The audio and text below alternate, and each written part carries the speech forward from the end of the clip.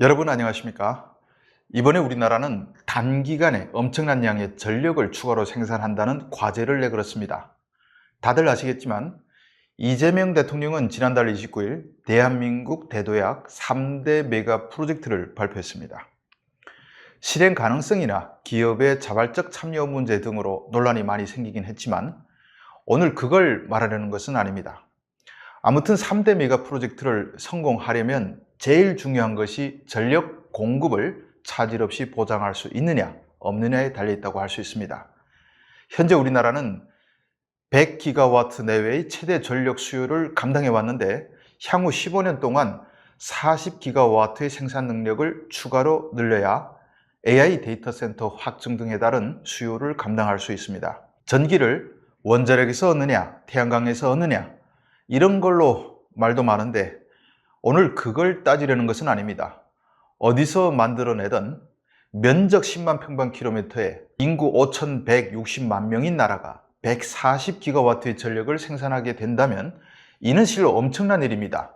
면적 기준으로 따져봐도 인구 기준으로 따져봐도 전 세계에 우리나라만큼 전력을 많이 생산하는 나라는 거의 없을 것입니다. 물론 싱가포르처럼 작은 나라들의 발전량까지 따져보진 않았지만 일단 미국, 중국을 포함해 유럽까지 세계 경제력 상위권 나라들 중엔 우리가 단위 면적당, 인구당 생산량이 1등입니다. 이건 정말 대단한 일입니다. 저는 10만 평방킬로미터의 면적에 140기가와트의 전기를 생산한 대한민국을 머릿속에 떠올리면 정말 마음이 뿌듯하고 긍지가 막 솟구쳐 오릅니다. 정말 대한민국은 대단한 나라구나. 그런데 이 전기라는 말이 나오면 정말 제 마음속 깊은 곳에 감춰져 있던 트라우마가 떠오릅니다. 전기가 없이 피눈물을 흘려야 했던 옛날이 떠오르기 때문입니다. 어디냐? 바로 우리가 사는 한반도 위쪽엔 참으로 기이하게 대비되는 북한이라는 존재가 있는 걸 다 아시지 않습니까? 한국이 전력에 있어 세계적인 초부자, 즉 슈퍼리치라면 북한은 거지 중에 상거지라고 할 수 있습니다. 북한을 어둠의 나라라고 하는데 실제로 북한은 면적 기준으로 보나 인구 기준으로 보나 전력 생산량이 세계에서 최하위권입니다. 어떻게 같은 한반도, 같은 민족인데 이렇게 판이하게 다를 수가 있습니까? 탈북민들이 한국에 오면 제일 감탄하는 것도 바로 이 전기에서 비롯됩니다. 여긴 밤이 없습니다. 전기가 있으니 늘 환한 세상에서 살고 물도 항상 나오고 아무튼 다 전기 덕분입니다. 어둠 속에 살던 탈북민들에게 한국은 정말 상상할 수 없었던 신세계입니다. 제가 사진 하나를 띄우겠습니다. 다들 본 사진일 겁니다. 국제우주정거장에서 본 한반도 야경인데 바다와 북한의 구분이 없어지면서 한국은 마치 외로운 섬처럼 보일 정도입니다. 저 어둠 속에 북한이 있습니다. 12만 평방킬로미터에 인구 2천만 명이 삽니다. 북한은 왜 저런 어둠의 나라가 됐을까요? 안 돼도 되는데 김씨 일가 때문이죠. 지난달 김정은은 새로 조업한 핵물질 생산 공장을 시찰하며 지난 5년 동안 핵물질 생산 능력은 종전의 2배를 능가하는 수준에 도달했다고 자랑했습니다. 또 지난해 12월엔 8,700톤급 핵동력 전략 유도탄 잠수함도 건조하고 있다고 공개했습니다. 핵동력 전략 잠수함엔 고난도 기술이 요구되는 소형 가압 경수로가 설치됩니다. 풍부한 양의 우라늄도 매장돼 있고 핵물질도 많이 생산한다고 자랑하고 소형 원자로도 있다는데 왜 원자력을 활용해 전기는 생산하지 못할까요? 그러면 지금 북한의 전력 생산량은 얼마나 되기에 저는 암흑 속에서 살까요?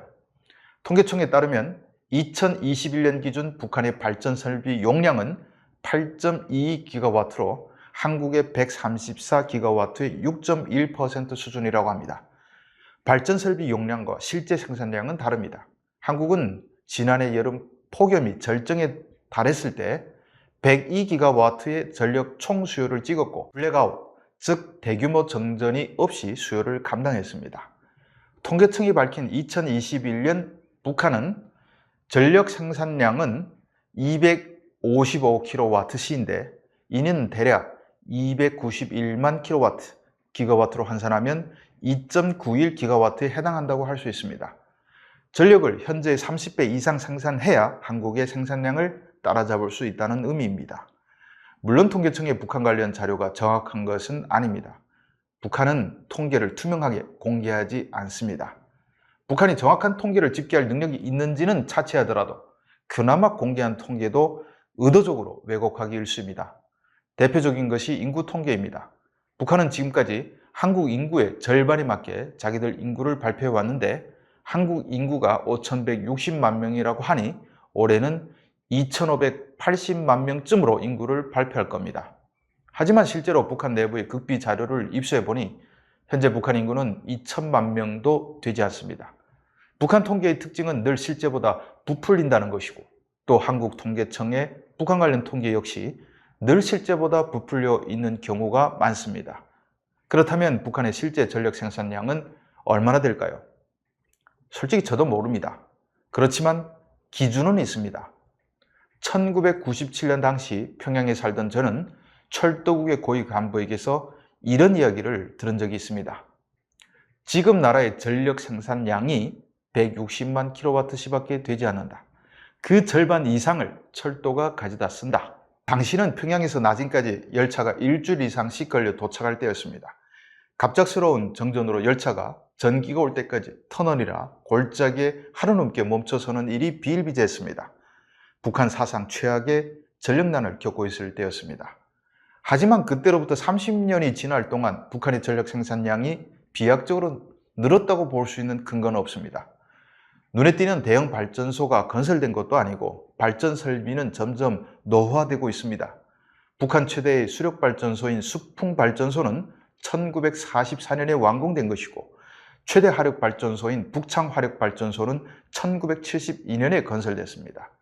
대형 발전용 터빈은 중국에서 몰래 들여오는데 이것도 결코 쉽지 않은 미션입니다. 실례로 2017년 초 북한은 평양 화력발전소와 북창 화력발전소에 쓸 20만 kW 능력의 중고 화력발전용 터빈 2대를 서해를 통해 밀수해 들여갔는데 김정은은 여기에 각별한 관심을 쏟았습니다. 한 대는 평양 화력에, 한 대는 북창 화력에 주었는데 그게 들어가니 평양이 단번에 전기가 환해졌습니다. 하지만 평양의 터빈 한 대는 1년 만에 또 망가졌다고 합니다. 그러니까 다시 암흑이 됩니다. 어디 설비만 그렇습니까? 송전, 배전 시설의 노후화도 심각한 문제입니다. 어렵게 생산한 전기가 송전, 배전 과정에서 적게는 20%, 많게는 50% 넘게 손실되는 것으로 알려졌습니다. 지금도 전력망은 과거랑 수준이 비슷합니다. 물론 현재 북한의 전력 사정은 고난의 행군 때보단 많이 좋아지긴 했습니다.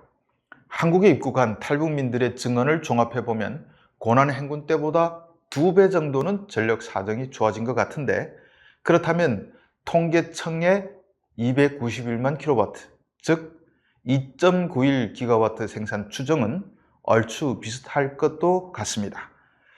솔직히 북한의 발전설비 용량 8.22GW를 100% 가동한다고 해도 한국에 비하면 15분의 1 정도의 전력밖에 생산하지 못합니다.